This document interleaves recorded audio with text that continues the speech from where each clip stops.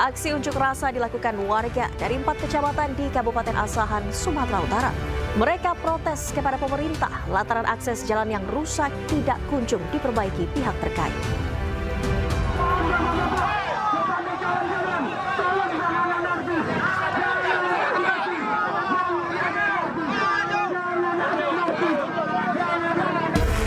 Keributan terjadi saat warga 4 kecamatan berusaha memblokir jalan pintu masuk keluar tol Kisaran 50 di Desa Serengas, Asahan, Sumatera Utara.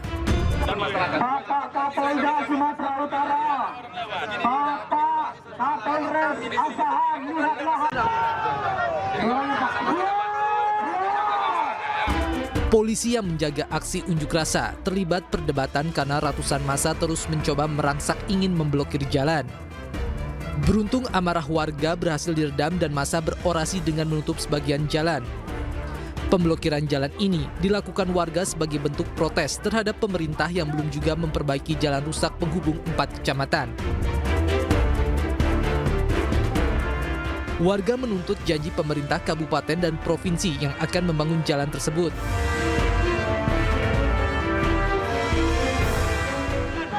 Yang terjadi, kenapa jalan kami tidak dibangun? Apa sebabnya? Kalau mau dibangun, kapan pelaksanaannya? Kalau tidak dibangun, apa sebabnya? Kami cuma ingin mendengarkan itu.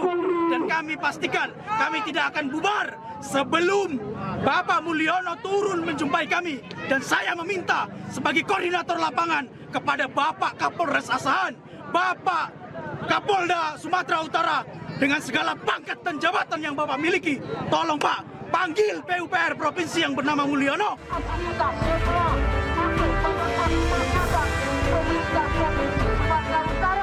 Warga berjanji akan melakukan aksi menginap jika tidak ada perwakilan pemerintah kabupaten atau provinsi terkait kapan jalan rusak tersebut akan diperbaiki.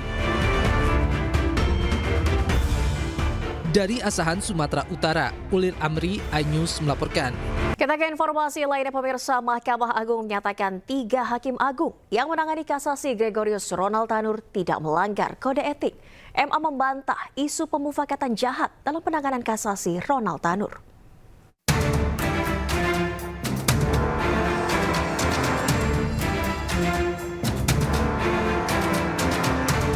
Tim pemeriksa Mahkamah Agung memutuskan tidak ada pelanggaran etik oleh Majelis Hakim Agung yang memutus perkara kasasi Gregorius Ronald Tanur.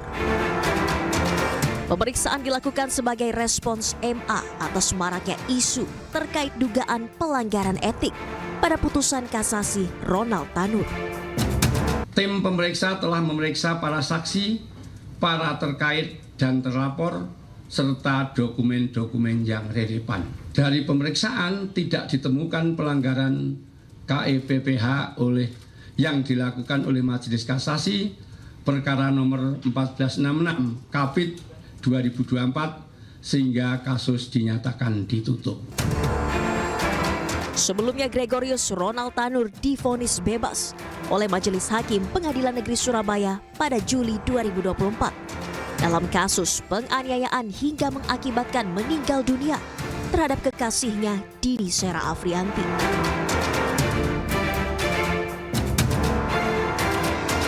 Pasca vonis bebas Ronald Tanur yang menuai sorotan tajam, Kejaksaan Agung menetapkan 3 hakim yang menangani perkara, yakni Erintuah Damanik, Mangapul, dan Heru Hanindyo sebagai tersangka penerima suap dan gratifikasi vonis bebas Ronald Tanur.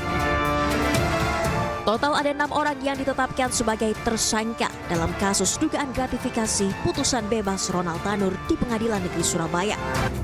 Termasuk 3 majelis hakim yang memutus perkara, mantan pejabat MA Zarof Richard, ibu serta pengacara Ronald Tanur. Dari penangkapan maklar kasus sekaligus mantan pejabat Mahkamah Agung Zarof Richard, diduga ada pemufakatan jahat untuk menyuap Majelis Hakim Kasasi perkara Ronald sebesar 5 miliar rupiah agar putusannya menguatkan vonis bebas Majelis Hakim PN Surabaya. Tim Liputan iNews melaporkan. Pemirsa, Polda Metro Jaya kembali menangkap 3 DPO kasus judi online yang melibatkan 10 pegawai Kementerian Komunikasi dan Digital dan beberapa warga sipil. 3 DPO ini berperan sebagai pemilik situs dan mengelola ribuan website judi online.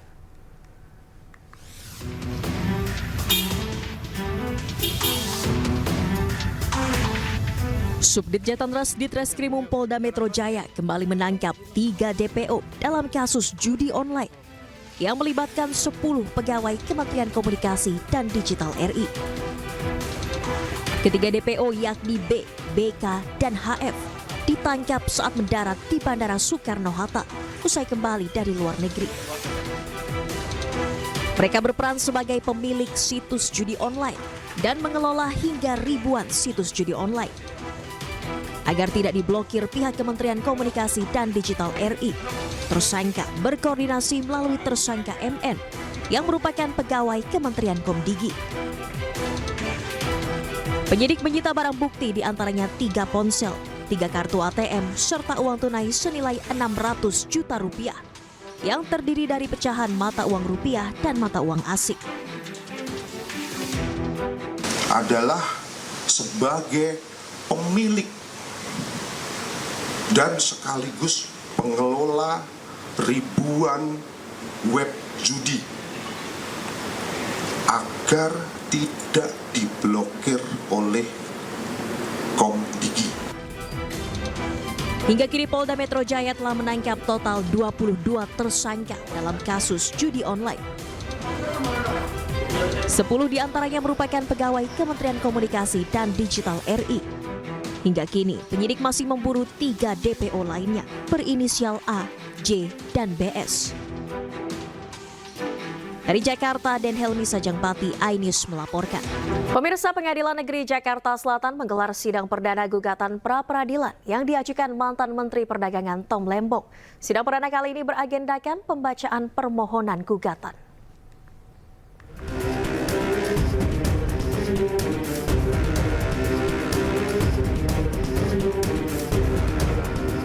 Sidang perdana gugatan pra-peradilan Menteri Perdagangan periode 2015-2016 Tom Lembong digelar di Pengadilan Negeri Jakarta Selatan Senin siang. Sidang beragendakan pembacaan permohonan dari tim kuasa hukum Tom Lembong. Gugatan pra-peradilan diajukan Tom Lembong melalui kuasa hukumnya untuk memastikan keabsahan penetapannya sebagai tersangka oleh Kejaksaan Agung dalam kasus dugaan korupsi impor gula. Tim kuasa hukum Tom Lembong menyebut ada kesalahan yang dilakukan Kejagung dalam penetapan tersangka hingga penahanan Tom Lembong. Salah satunya, Kejagung tidak memberi kesempatan kliennya untuk menunjuk pengacaranya sendiri saat ditetapkan sebagai tersangka. Pada waktu itu, peristiwanya itu Pak Tom Lembong itu diperiksa sebagai saksi, dipanggil sebagai saksi. Beliau dipanggil sebagai saksi, sampai sore diperiksa, stop, sekian jam tidak ada kegiatan, didiamkan, lalu dipanggil lagi malamnya, karena masih mau nunggu di sana, tidak boleh keluar kemana-mana, lalu dikatakan bahwa dia menjadi tersangka dan dia akan ditahan. Tentunya mentalnya down kan pada waktu itu. Agenda sidang pra-peradilan Tom Lembong akan dilanjutkan dengan agenda pembuktian oleh pihak penggugat. Tim kuasa hukum berharap Tom Lembong dapat dihadirkan di muka persidangan.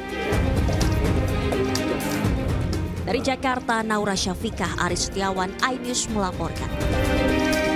Pemirsa, Polda Metro Jaya kembali menangkap 3 DPO kasus judi online yang melibatkan 10 pegawai Kementerian Komunikasi dan Digital dan beberapa warga sipil. 3 DPO ini berperan sebagai pemilik situs dan mengelola ribuan website judi online.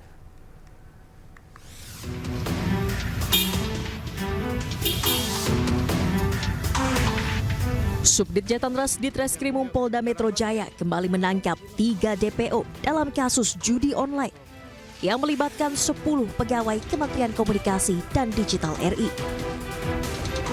Ketiga DPO yakni B, BK, dan HF ditangkap saat mendarat di Bandara Soekarno-Hatta usai kembali dari luar negeri.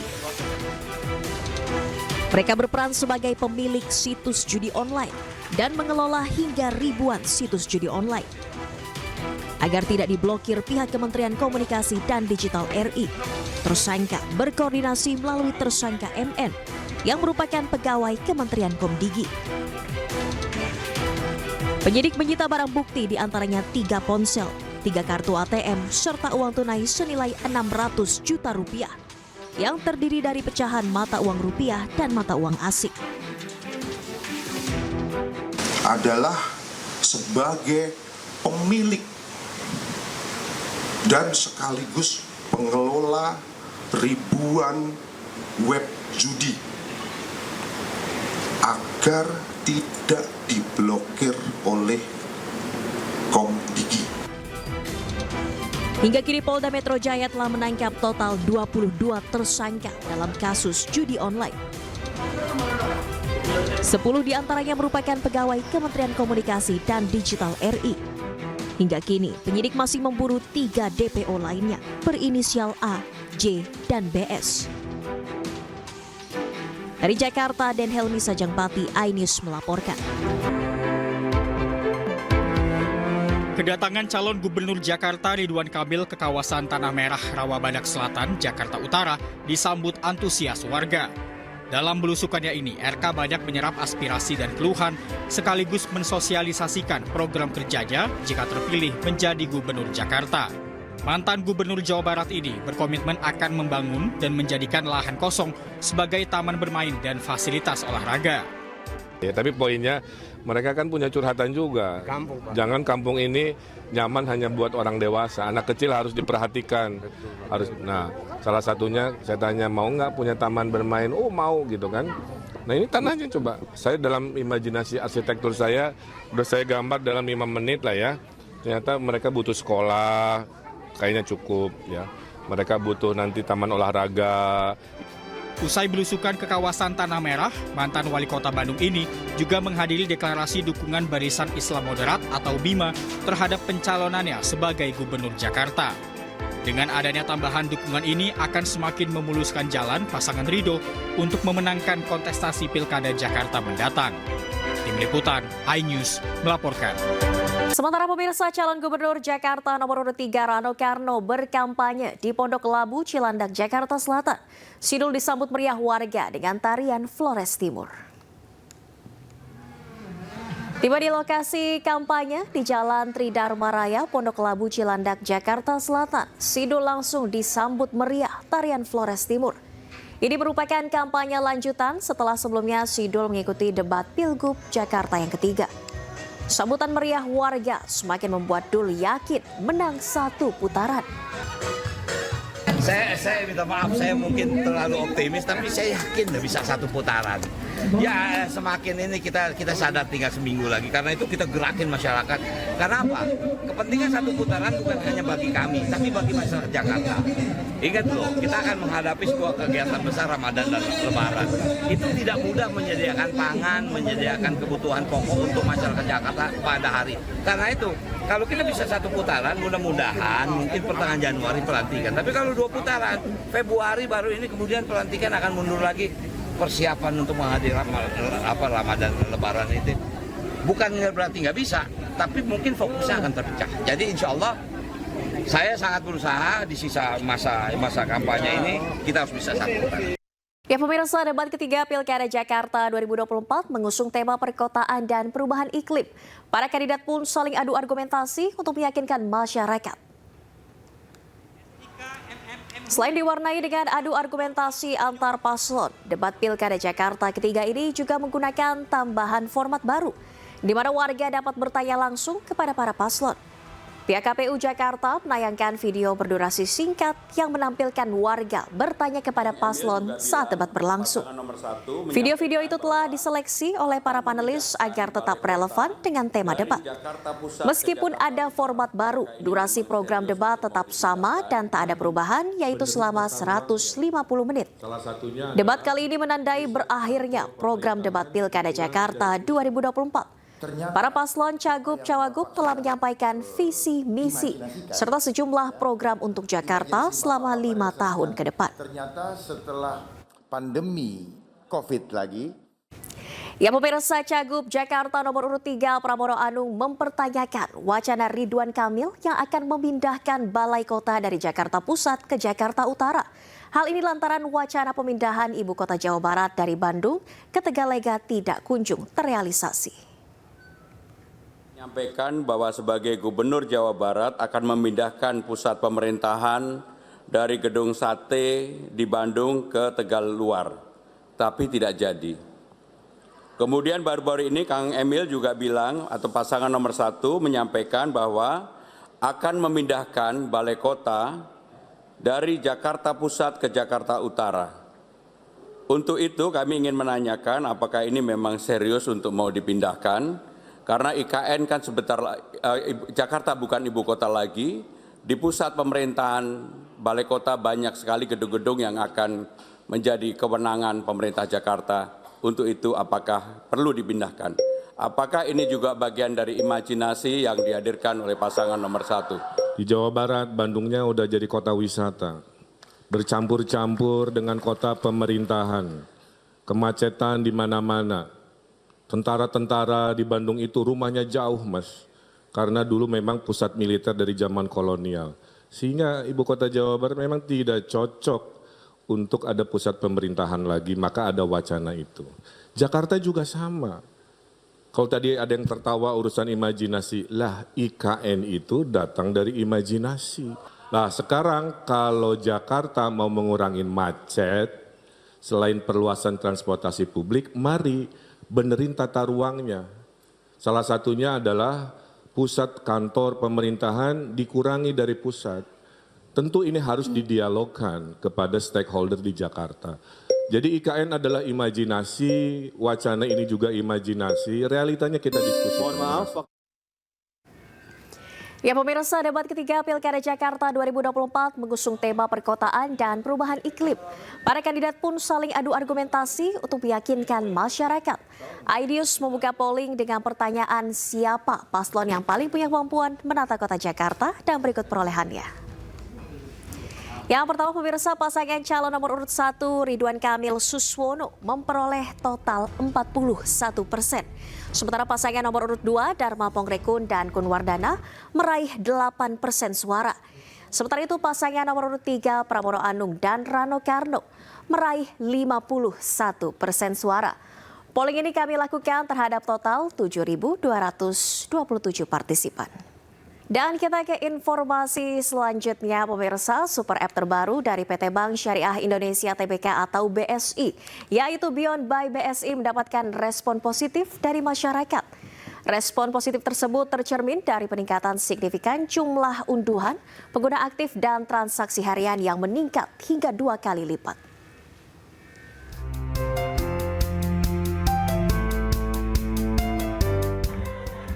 Beyond by BSI merupakan sahabat finansial, sosial, dan spiritual. Kehadiran Beyond juga wujud komitmen untuk selalu menjaga dan meningkatkan kualitas layanan guna menciptakan kepuasan dan loyalitas nasabah. Untuk meningkatkan awareness dan literasi terhadap masyarakat, Beyond by BSI mengadakan Fun Walk, serta berbagai macam kegiatan seperti booth UMKM, penampilan dari penyanyi tanah air yaitu Wali dan Yura Yunita yang mendukung gaya hidup sehat dan aktivitas kreatif yang dikemas dalam event Beyond Day di kawasan Car Free Day pada Minggu 17 November 2024 bertempat di Bundaran HI hingga parkir Selatan Senayan, Jakarta. Melalui event Beyond Day ini, pihaknya ingin semangat #semua jadi mudah bisa dirasakan langsung oleh masyarakat yang berolahraga. BSI mengajak seluruh masyarakat untuk mendapatkan experience secara langsung terkait kemudahan, kecepatan, dan kenyamanan yang dihadirkan oleh Beyond by BSI. Untuk aplikasi Beyond ini sangat mempermudah aku ya, terus juga aplikasinya mudah digunakan dan juga beda sih dari aplikasi yang lain. Jadi terus juga kan masih ada promo-promo ya, jadi menguntungkan banget sih. Itu tuh aplikasinya benar-benar lebih simple daripada aplikasi yang sebelumnya. Dan itu tuh lebih lebih colorful daripada aplikasi sebelumnya dan memudahkan transaksi juga sih. Fiturnya juga banyak banget. Pokoknya lebih oke daripada mobile banking yang sebelumnya. Sejumlah promo yang ditawarkan Beyond by BSI diantaranya cashback hingga Rp125.000 dan transaksi bebas BI Fast. Dari Jakarta, Anggita Maura, Jaka Samsa, iNews melaporkan. Pemirsa, Presiden Prabowo Subianto mengawali kunjungannya ke Brazil dengan bertemu Sekjen PBB Antonio Guterres. Dalam pertemuan ini, Prabowo membahas berbagai isu termasuk Palestina hingga perubahan iklim. Dan pemirsa, informasi yang akan hadir ini sekaligus menutup kebersamaan kita di iNews sore hari ini.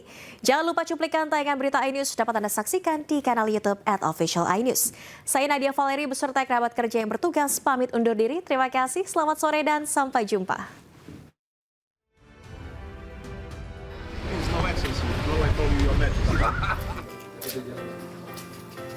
Prabowo menyambut hangat kedatangan Antonio dan berfoto bersama di depan bendera merah putih dan bendera PBB. Keduanya juga sempat menyapa para awak media yang meliput agenda pertemuan bilateral ini. Pada pertemuan ini, Prabowo menyatakan komitmen untuk mendukung seluruh upaya PBB dalam berbagai isu global, seperti isu ketahanan pangan, kemiskinan, isu pelanggaran hak asasi manusia, dan hukum internasional khususnya di Palestina. On record as saying that we will support peacekeeping forces in the event there's a possibility of ceasefire and the need for internationally mandated peacekeeping forces. We are ready to provide the forces. So I really Sekjen PBB menyatakan bahwa Indonesia dianggap sebagai negara yang berhasil memainkan peran penting dalam konferensi tingkat tinggi dan kancah global. Indonesia, that is emerging as an extremely important international partner, is for us vital in our efforts to bring more justice, more equity, and more capacity of the international system to support developing countries that still are the victims of